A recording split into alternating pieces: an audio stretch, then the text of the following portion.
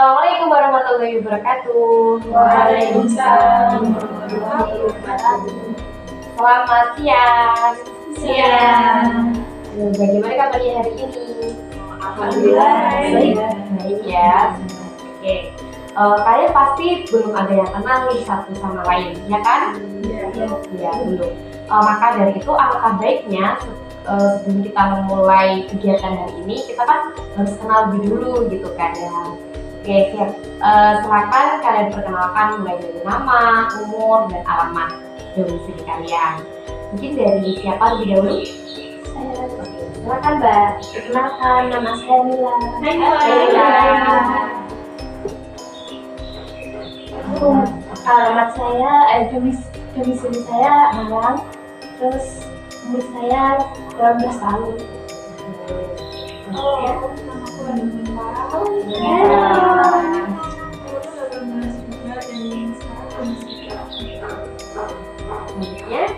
Perkenalkan, nama saya Sabrina. Umur saya 18 tahun, domisili saya di Malang. Perkenalkan, nama aku Irma. Aku usia 12 tahun, domisili Malang. Perkenalkan, nama saya Irma. Umur saya 18 tahun, domisili juga di Malang. nah kalian udah saling kenal kan pastinya. Oke. Nah, karena sudah kenal, hari ini tuh kita akan melakukan konseling kelompok. Konseling kelompok ini tuh tujuannya apa sih? Tujuannya itu untuk menyelesaikan dan memecahkan masalah yang sedang kalian alami. Dan di sini saya harapkan kalian itu aktif dalam diskusi pada hari ini. Sebelum ke tahap selanjutnya, di sini saya akan memberikan dua azas mengenai kegiatan hari ini. Yang pertama itu azas terkait dengan kerahasiaan. Azas kerahasiaan ini kalian harus bisa menjaga setiap dari pembicaraan atau yang diceritakan masalah dari setiap individu. Jadi nanti kalian tidak boleh membocorkan apa yang diceritakan dari permasalahan. Misalnya nanti Mbak Ima itu menceritakan masalahnya. Dari situ dia mengungkapkan apa yang dia pikirkan, apa yang dia rasakan. Nah, kalian itu harus wajib menjaga kerahasiaan dari ceritanya. Seperti itu. Paham kan? Oke, selanjutnya yaitu mengenai azas kedua, yaitu azas kedua mengenai keterbukaan. Keterbukaan ini kalian harus terbuka tentang masalah kalian. Jadi kalian harus menceritakan sedetail-detailnya terkait apa yang kalian rasakan, apa yang kalian pikirkan dalam permasalahan yang sedang kalian hadapi. Jadi tidak ada yang kalian tutup-tutupi. Seperti itu. Mungkin bisa dipahami dari dua azas ini. Bisa ya. Nah, untuk nanti kita akan melangsungkan kegiatan konseling kelompok sekitar waktu 30 menit ya teman-teman. Bisa dimulai? Sudah siap? Sudah siap ya. Baik, karena sudah siap, siapa yang lebih dahulu menceritakan permasalahannya? Oke, silakan Mbak Ina. Halo semua. Jadi gini Mbak, aku kan udah kelas 12 SMA. Maaf ya Mbak, aku lagi gak enak badan. Iya. Aku udah kelas 12. Aku kan udah waktunya buat lanjut ke perguruan tinggi. Sedangkan pilihan yang aku mau tuh ditentang sama orang tua. Dan orang tua tuh udah nentuin jurusan yang mereka mau gitu. Nah, aku tuh udah berusaha kayak berontak, cuma gak bisa gitu loh. Kayak mereka kekeh buat aku masuk ke jurusan yang mereka mau. Jadi jurusan yang mereka mau tuh kedokteran gitu kan, dan mereka maunya di UGM gitu. Sedangkan aku tuh pengen seni musik Mbak, karena kan aku emang punya bakat di situ. Kemudian kayak aku pengen banget ngasah hobi aku biar apa ya, bukan sekedar hobi, tapi menjadi suatu bakat yang bisa nyenangin aku juga. Tapi kayak sama orang tuh dibantah gitu loh. Dan selama ini juga hobi aku kan selalu tak sembunyikan dari orang tua. Makanya mereka kayak tetap buat di kedokteran itu. Saya bingung gimana cara mencoba memperbaiki. Kalau dari ceritanya Bima, mungkin ada tanggapan dari yang lainnya, silakan.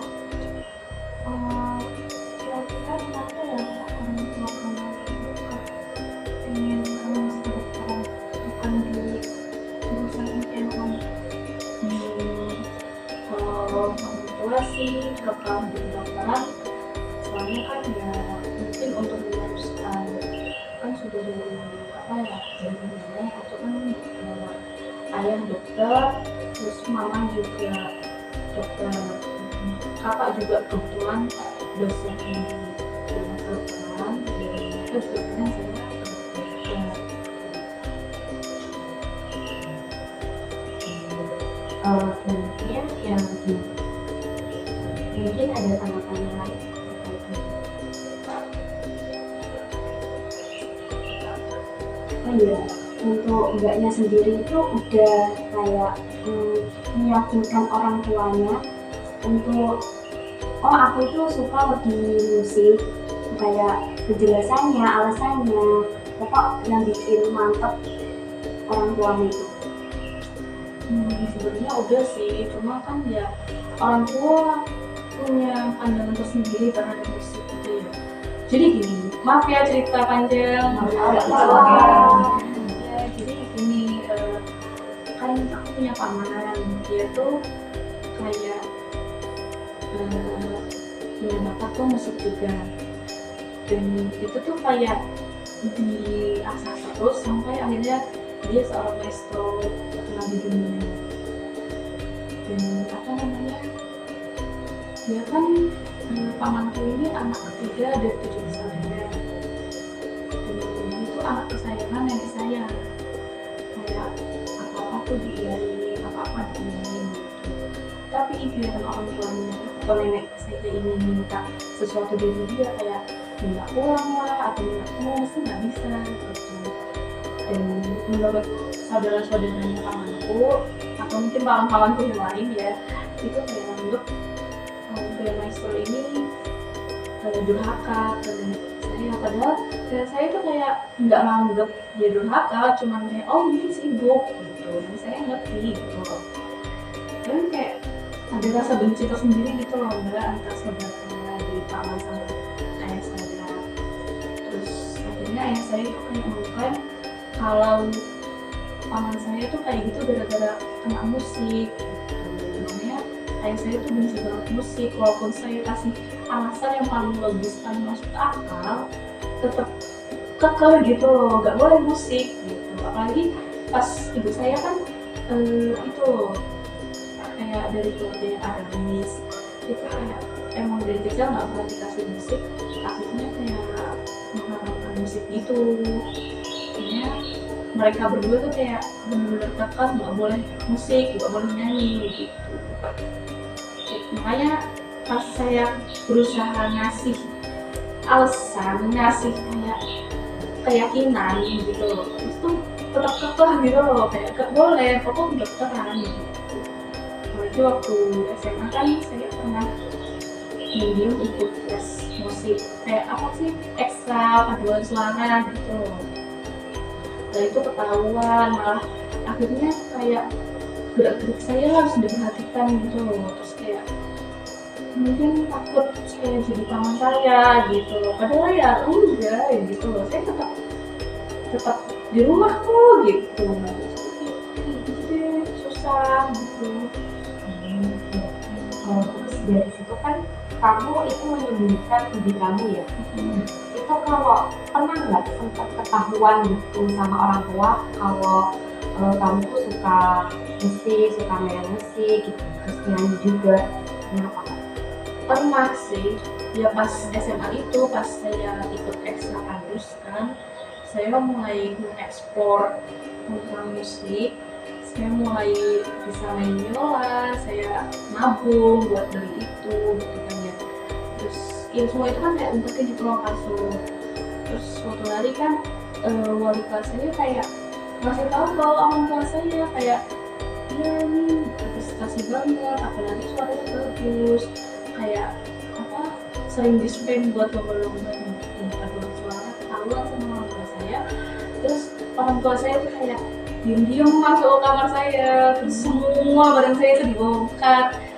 Terus apa namanya, saya tuh kayak pas pertama kali ngerti, saya kan langsung buru-buru ke kamar tuh kayak aman-aman aja, soalnya kan emang di lemari itu nggak ada. Tapi nggak tahu ya orang tua saya tuh kayak pas melihat saya langsung kepikiran dong, kalau malah ketahuan diambil semua gitu.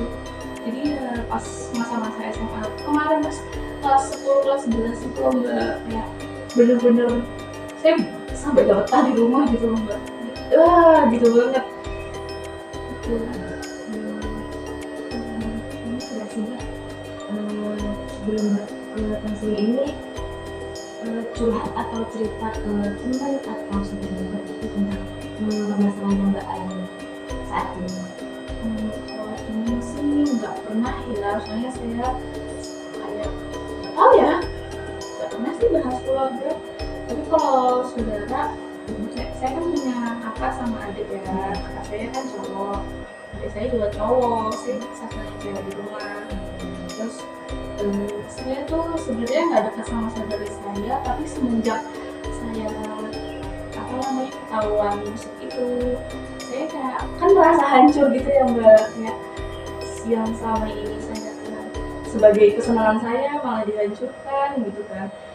Terus kakak saya ngedeketin saya, terus kita mulai dekat dari situ, kayak ngasih saran ini itu, terus ini saya cerita kayak ini gitu. Oh itu sebelum ketahuan pas masuk ekstra itu surat kan ada surat izin orang tua ya Mbak, itu ketahuan kakak saya, terus tapi nggak dibentak, nggak diapain, malah kayak ya nggak apa-apa gitu. Cuma kalau kamu bohong di surat izin ini bisa bahaya kalau ketahuan gitu.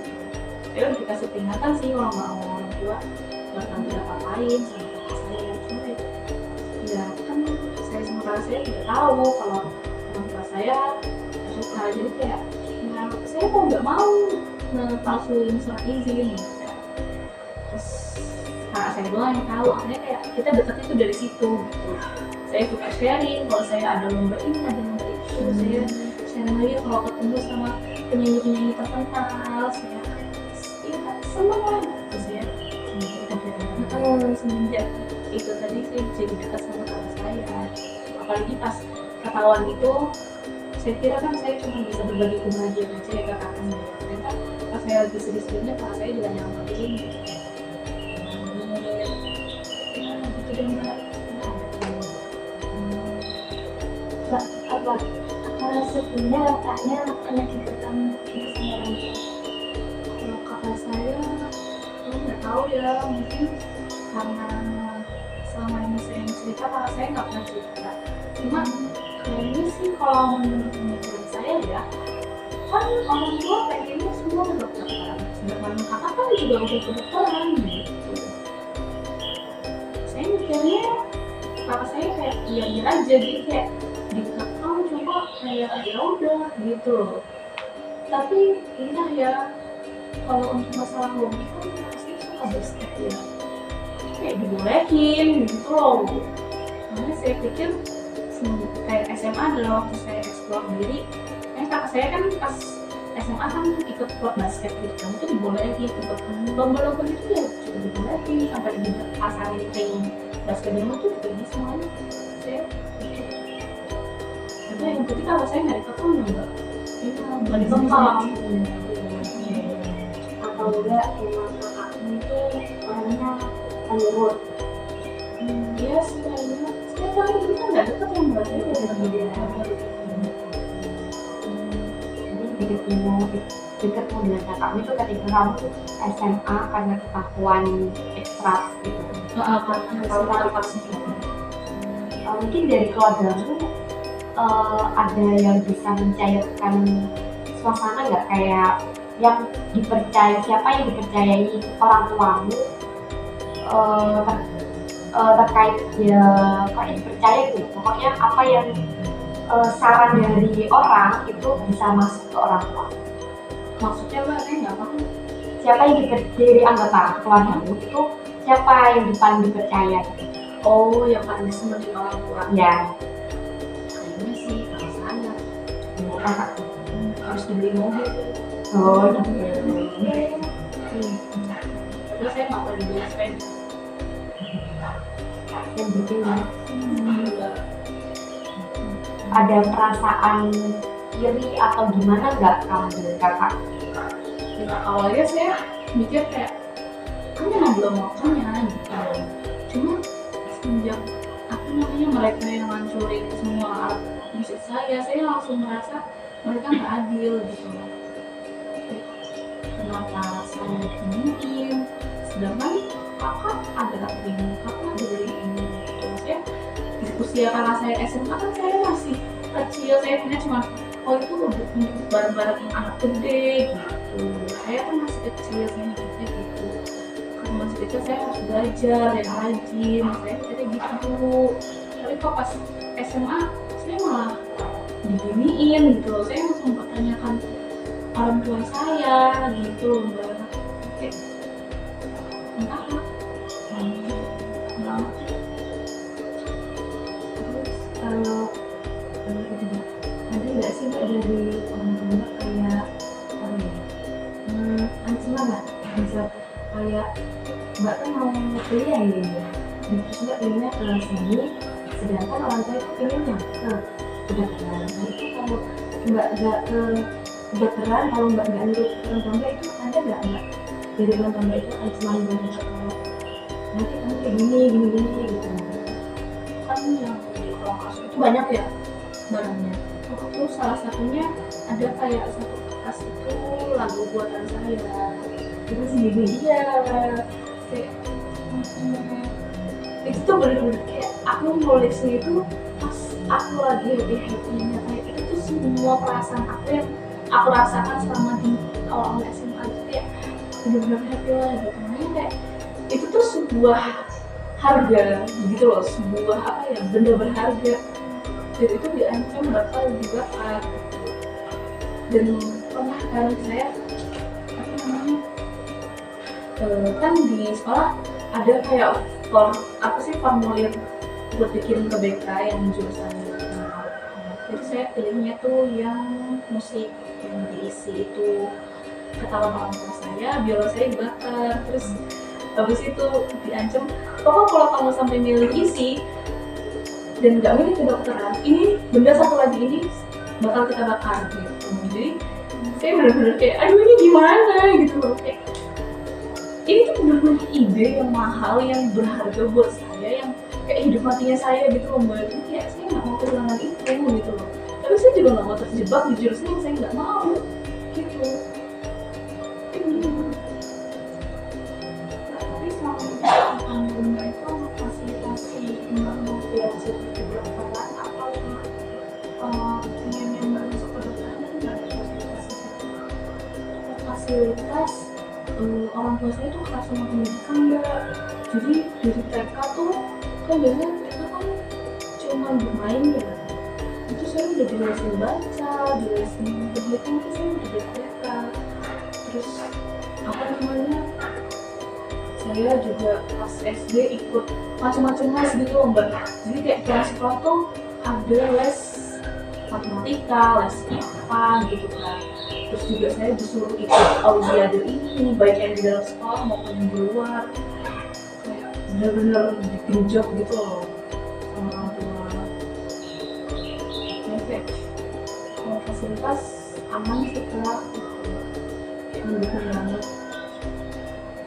Kalau berarti memang dari orang tua kami itu memang membentuk kamu untuk menjadi perempuan yang berpendidikan gitu ya, kedokteran jadi sama kedokteran. Mungkin dari sini kalian teman-teman ada solusi nggak?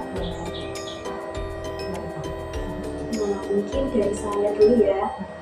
Kalau semisal ada waktu luang, biasanya kayak hari Minggu apa pas free gitu dibicarakan bertiga atau berempat gitu sama keluarganya ayah, ibunya atau juga sama kakaknya gitu. Sebenarnya udah pernah aku coba ya Mbak, maaf banget nih, aku udah pernah nyoba, terus aku nggak mau nyoba lagi, soalnya pernah kan kita kumpul itu pas acara makan aja, kayak setelah selesai di meja makan itu kita kembali ke ruangan masing-masing.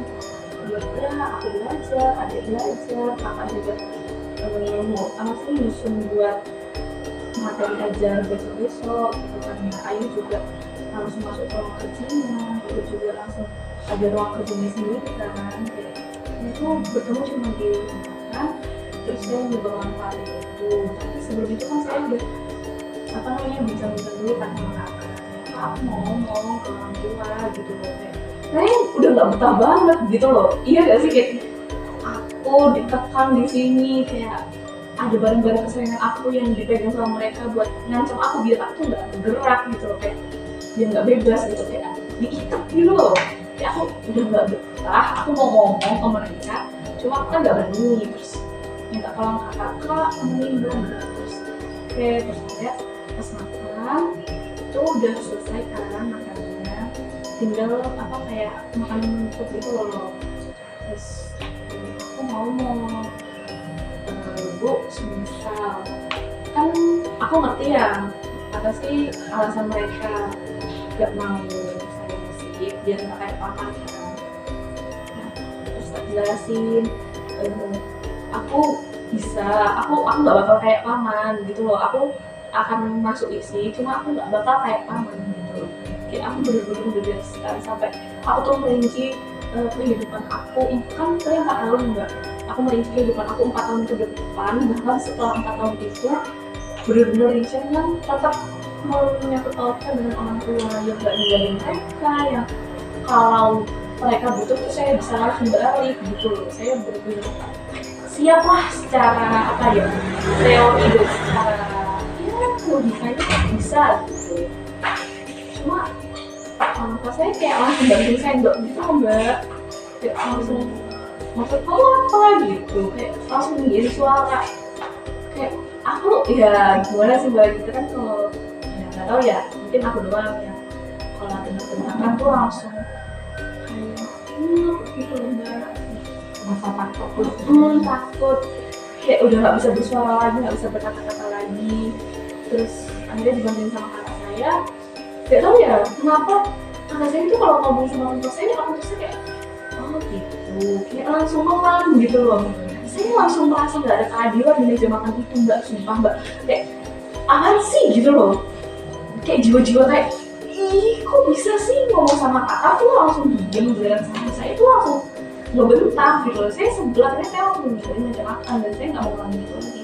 Tapi kakak saya kayak ya udah ini kita nyoba pertama dulu gitu loh, besok-besok lagi orang tua tuh butuh waktu gitu.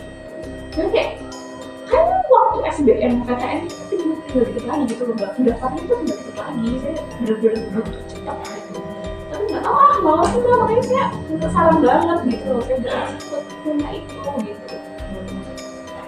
Nah, ya kan udah dijelaskan tadi alasannya seperti apa permasalahannya. Nah, mungkin dari teman-teman nih kasih sarannya kayak gimana juga, terus buat saran untuk solusinya. Kalau misalkan Mbak di kedokteran, Mbak merasa adil atau nggak masuk situ? Merasa bisa apa enggak? Kalau merasa bisa sih bisa Mbak. Gimana kan ya? Karena saya juga sering ngasih ujian-ujian kedokteran. Ya bisa mungkin, cuma kalau kata teman-teman saya, jangan sampai kamu tuh masuk ke jurusan yang kamu suka gitu. Soalnya apalagi jurusan kedokteran itu kan nggak singkat ya, perjuangannya itu panjang. Kamu bisa suntuk, kamu bosen, kamu nggak bisa terima ilmunya, terus kamu akhirnya kayak ya udah gitu, selesai di situ di tengah semester gitu loh. Jadi kata teman saya mending nggak usah kayak saya masuk jurusan yang nggak disukain gitu. Soalnya kan beberapa teman saya juga cerita gitu, jadi saya langsung cuman sekedar mendengarkan, mereka nggak tahu kalau saya lagi ada hal ini gitu. Ya, kan banyak ternyata orang yang pengen jurusannya tapi belum, saya juga gitu. Kalau kayak gitu kayaknya harus kita nulis dulu sebenarnya apa yang Mbak mau, terus apa yang aku mau juga biar sama-sama Mbak itu nanti bisa ngobrol lebih dalam lebih lanjut sama orang tua Mbak. Dan tadi kan Mbak bilang kalau Mbak itu mendukung sama anak-anak. Nah, ajak juga apa kita ngobrol bareng, ngobrol berempat lah gitu biar dapat solusinya, biar Mbak juga enak bisa ngembangin diri Mbak sesuai dengan apa yang Mbak suka, minatnya Mbak, dan orang tua Mbak juga bisa enak juga gitu. Bisa sih,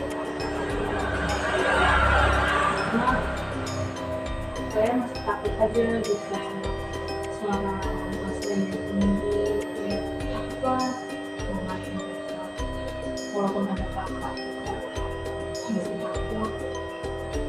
Ya nggak apa sih, rasa kan wajar ya, kan soalnya dari orang tua juga perlakuan keras, dan kalau udah melekang, kalau udah A juga mau B nggak bisa gitu, harus tetap disuruh A. Mungkin dari saran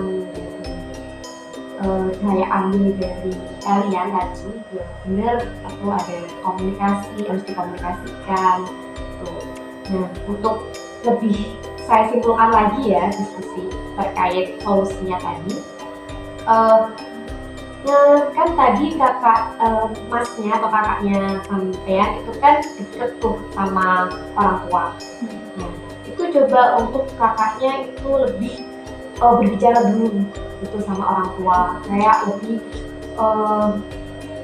coba bilang, kakaknya itu suruh bilang orang tua, coba lah dengerin kata adik lima kamu gitu, kayak lebih kayak ademin hubungan kamu dengan orang tua gitu loh. Nah, kalau sudah itu cari waktu longgar buat ngobrolin. Jadi nanti sebelum itu kamu harus siap juga dengan apa ya, list-list tadi, kayak kamu tuh sanggup kedokteran tapi juga kamu tidak menghilangkan hobi kamu.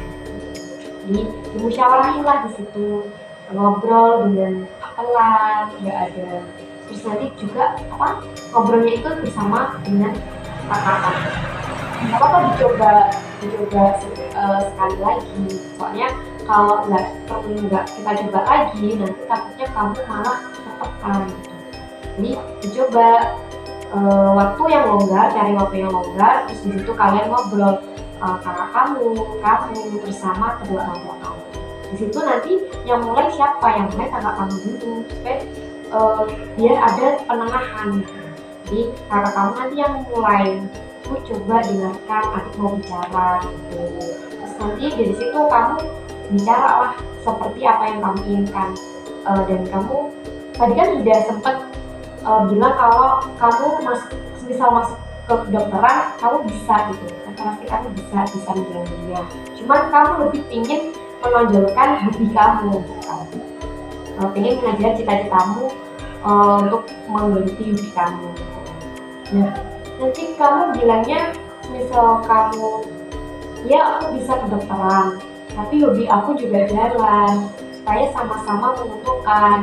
Orang tua juga, iki nurut sama aku, dan nurut sama orang tua, terus aku juga punya kepuasan karena hobi aku bisa terjadi, bisa aku saya lakukan. Nah, itu kamu harus janji sama orang tua kamu untuk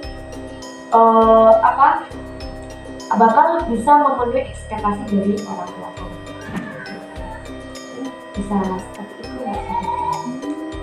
Ide bagus sih, saya nggak pernah kepikiran.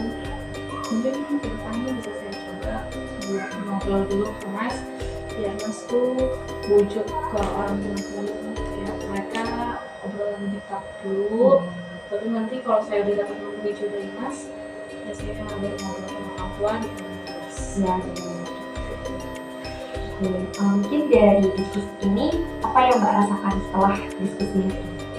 Saya merasa saya punya harapan buat kedepannya, karena ya saya pikir udah buntu gitu loh, kayak alah nantinya juga paling kedokteran, udahlah kayak udah, ternyata ada jalannya gitu.